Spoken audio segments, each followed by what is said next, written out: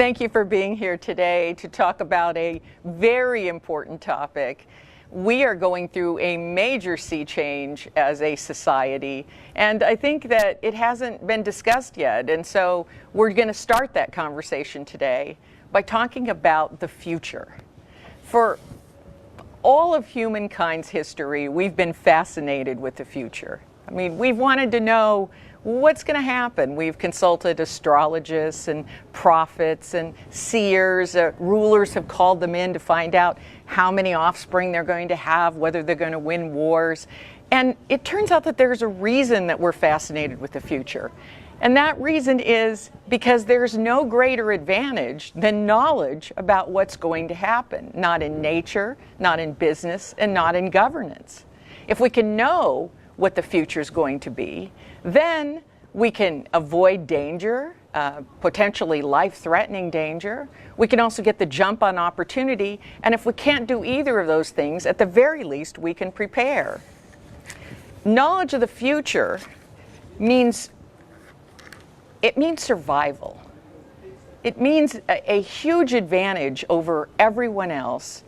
And it has become such a central theme in literature and art and such a pursuit of humanity that we owe it to ourselves to try to look at how technology may be affecting our ability to understand the future. Because we're kind of entering a period where we have so much data that data ought to be able to help us to make more rational decisions and better decisions in our day-to-day life, but not just our day-to-day life, but also leaders as well. So I got to thinking about all the information that we have, and most people don't know that we're generating as much information as we did from the dawn of humankind to year 2003, every 24 to 48 hours. That means we go home from work on a Friday afternoon, and that entire body and universe of information that could help us make better decisions and better choices has been generated by Monday morning. And there's no way our brains can really wrap around that. But the fact is that data production is accelerating. It's getting to be even larger, so that instead of bytes, we're now talking about zettabytes. And zettabytes have so many zeros. It's like when people start to describe distances in space. You can't really fathom it. The brain doesn't really want to try to understand it. But what's important about all that data and the analytics behind it is that we're now able to take billions and billions of data points and connect them into sophisticated algorithms. And that technology is called predictive analytics. It allows us to take what has happened before and look at the nuances of what happened before, and then forecast with incredible accuracy that we've never had before, what's going to happen in the future. Let me give you an example of how accurate we've become in just recent history. It used to be, just a couple of decades ago, when a mother became pregnant, we couldn't have told her whether she was going to have a boy or a girl. We didn't know the sex of the newborn. But today, think about this, in a couple of decades, we've become 100% certain. Now using technology, we can tell you if it's going to be a boy or girl, and whatever the doctor tells you, that's what you're going to have. We're no longer looking at the shape of the mother's belly or what kind of cravings she has at midnight. We can use science now to determine with 100% certainty what the sex of that baby's going to be. But a lot of people, they accept that. But what they're shocked about is that we can now predict with 86% certainty that you are going to trip and fall and injure yourself within the next 3 weeks. Now, people look at me when I say this as though I'm talking about science fiction. I am not. I'm talking about the miracle of predictive analytics. It turns out that before you're going to fall in the next 3 weeks, you have a 5 centimeter per second change in your normal walking gait. That's the precursor. Who knew? We didn't know this until computers, which are gathering all of this data, were able to put together these algorithms and say, look, we've noticed there's a relationship, a correlation between a person's walking gait changing and their inevitability of tripping and falling. Now, let's look into the future and try to understand the effect this will have on the aging population that we face. Many elderly seniors lose their ability to live independently when they take a fall, break their hip, break their leg, and it doesn't mend. And so what's important about predictive analytics is that we can ping their phone now. We can now say, hey, get into physical therapy. Your walking gait has changed 5 centimeters. Even a 2 centimeter per second change, which is indiscernible by the human eye, gives you a 40 to 45% probability of tripping and falling. Never mind an 86% probability that you'll fall within a 3-week period of time. Now, we should understand that that 86% is going to go to 87%, 90%, 100% over time. There should be no doubt in our mind that that is what technology does. But let's even look at other examples. Today, I can tell you how much energy wind farms will generate by tomorrow morning with almost 100% accuracy. That's a phenomenon that we never had. It's a power we never had before. More importantly, opioid addiction has become a really big topic. It's in the headlines everywhere. In 2015, we had over 20,000 Americans die of opioid addiction. I just came from a major medical conference. It was a conference composed of the top spinal surgeons in the world. They all congregate once a year. And all of those surgeons were misled by bad clinical data that said that, you know what, you have less than a 1% opportunity to become addicted to an opioid. That's why they began prescribing opioids, because it is a cheap and very, very effective painkiller. But now we know that the opportunity to become addicted was much higher than that those clinical results were incorrect. But people are very surprised, and these surgeons were surprised, that there's a company called Fuzzy Logics that's a predictive analytics company. And by giving a patient a questionnaire, looking at their medical records, and simply looking at a few behaviors of that individual, they can predict within 80 to 85% whether an individual is predisposed to become an addict. Now, let me be honest with everyone. We don't have cures for addiction. Anybody that tells you they have a cure, it's not true. I'm a scientist by training, and I will tell you there's no cure for addiction. We do have mitigations. We have ways to ameliorate addictive tendencies. But we don't really have a cure, and it's a devil of a problem to try to solve on the back end. But imagine if you could use predictive analytics to eradicate 80 to 85% of those that already are predisposed to become addicted. This is a tool that should be mandated by law that every single doctor and physician uses, and it's available. Go to the website of Fuzzy Logics and look at their clinical information. This also affects how retailers are operating right now. Predictive analytics is not only used by governments and by financial institutions, but it's also being used by retailers. The largest retailer in the world, when they discovered that warmer temperatures led to low milk production in cows, they began tapping NASA's meteorological database so that they could get the jump on when that shortage was going to occur, when the temperatures were going to rise, and they could lock in milk prices ahead of all their competitors. So you can see what kind of a business advantage this is. And never mind genetics. Think about what we know at the time that a person is born. We can do genetic testing to discover if they are predisposed for soft earwax, even for violent behavior.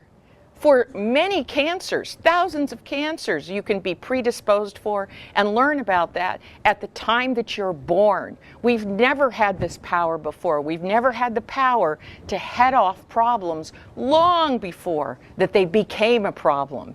And that, to me, is a great sea change. We don't have to have opioid addiction. We don't have to have energy shortages. The elderly don't have to fall. And every day our predictions predictions are becoming more and more powerful.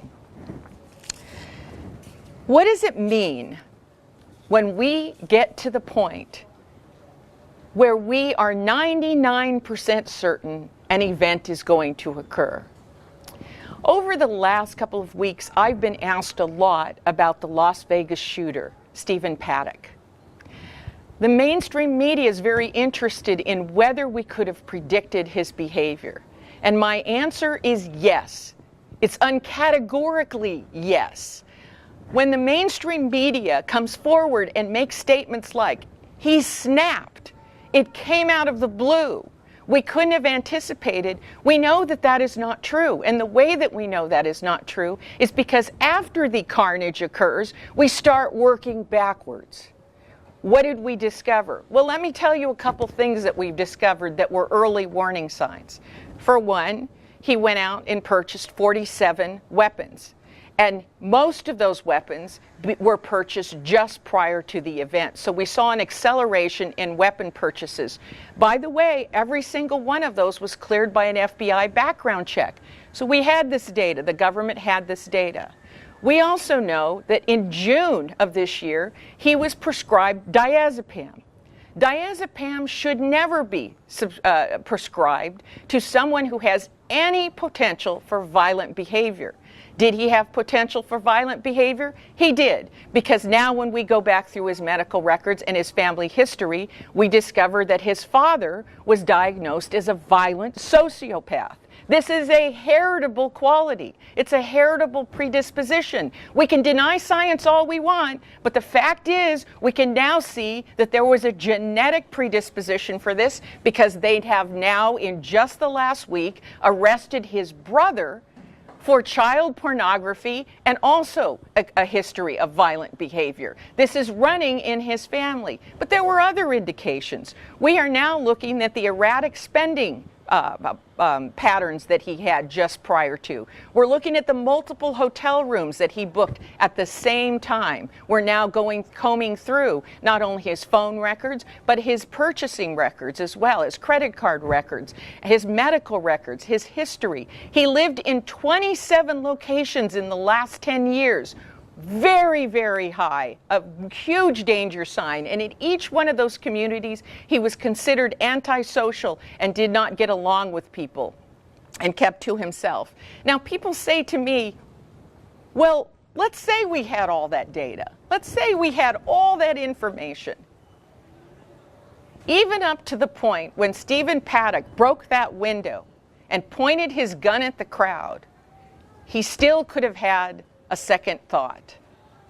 He could have stopped. Free will could have stopped him. It's a possibility. So what are we going to do with that information, even if we had the information? Are we going to send in the precog police like Minority Report? You remember that movie with Tom Cruise, right? That movie assumes we have no free will. We can't change our mind at the last minute, right? And we know that we do. We know that we've seen many, many circumstances where people had bad intentions, made plans, armed themselves, and at the last minute changed their mind. And yet, it is undeniable, it is inevitable that we will get to a point where we have the tools and we have the knowledge that an event like Las Vegas is going to occur with 99.9% certainty. And the real question that this raises is, does the government have a right to that information? Should we make that information available? What does that do to privacy, right? What does that, what actions could they take legally? Could they go in and say, look, we're looking at all this data and it all adds up to the fact that you may commit a very violent act, and we need to stop you beforehand? Is that something that we should allow our government to do? Well, these are big questions in my mind. And if you look at the history of humankind, you see that public policy always trails behind science and technology. This has always been the case. since the beginning of humankind in former societies, science has advanced at an increasingly faster velocity, and public policy gets further and further behind. But this is not the kind of thing that we can wait and react to. We cannot have leaders just react to this kind of power and this tremendous ability to look ahead and to stop very, very dangerous actions from occurring. And we do have that power now in the same way that we can prevent people from falling, in the same way we can prevent opioid addiction, we can also prevent violence. We know at the time that someone is born, they are predisposed to be a sociopath. We know that they are predisposed to violent or antisocial behavior. It doesn't mean they will become a sociopath. It doesn't mean that it's inevitable, but it means we can take actions very early on to help those people so that they don't turn into a Stephen Paddock. So no, Stephen Paddock did not snap. No, it didn't come out of the blue. And by the way, anyone looking for a motive, mental illness has no motive. I don't know what we're looking for. If motive assumes some logical train of thought. This was a disturbed person who kept it together for a very long period of time. But there was every indication he was moving toward criticality. If we had that data, if we used predictive analytics, Las Vegas could have been avoided. Now, I've been talking a lot about all of this knowledge that we have about the future and the importance, the true meaning of what it means to be able to look downstream and know what is coming. And we have a moral and an ethical obligation to act on that knowledge. We can't deny science. We can't deny technology. It continues to progress. We may not like it, but it's happening right now. So we have to make a decision. We have to form guidelines and laws. We have to make decisions in terms of what kind of privacy can be violated, what cannot be violated. We need to have that discussion right now. And more importantly, when we do get to 99.9% certainty, what is the ramification of that? For me, the fact that someone could come to me at a very young age, 4 or 5 years old, and look at my child and say to me, your child is predisposed to become a sociopath, I don't know if I would want that information, particularly being a scientist and knowing that there's no cure for that, and we don't know what the exact triggers are. But on the other hand, should I not get that data? If you give me that data, would I be more vigilant? And in some way, would that vigilance change the way that my child was raised and who they became? These are all important questions, and I think that we owe it to ourselves to talk about them.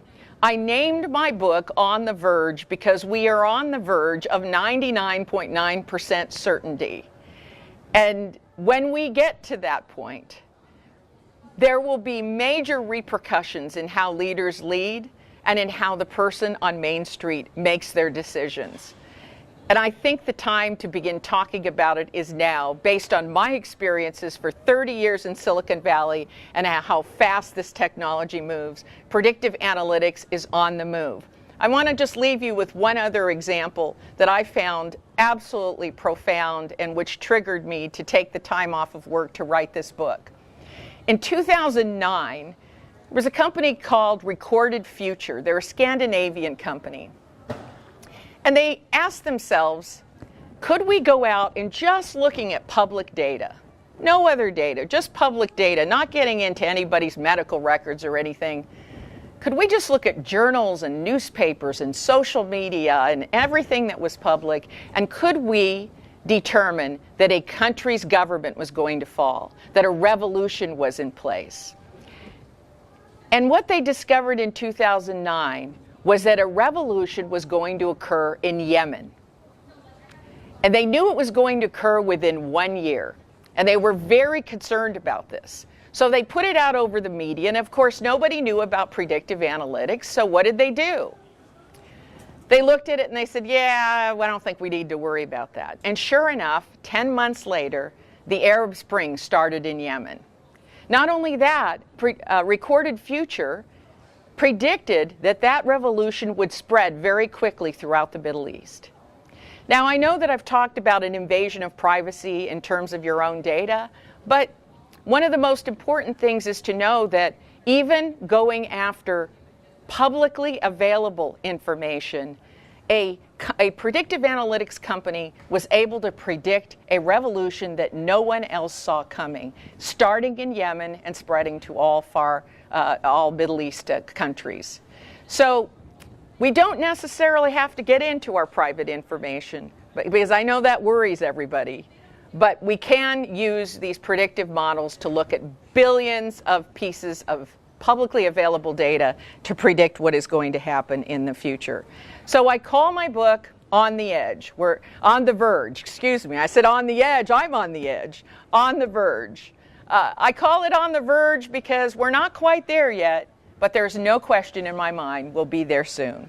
So I want to thank you all for being here today, and I want to thank you for starting this discussion. I hope you'll get the book. I'll be here to sign books, and I hope that you will help to pass the word that we are on the verge, the first society that may know future outcomes before they manifest, and that imbues us with a tremendous moral and ethical obligation to act on that information. Thank you so much.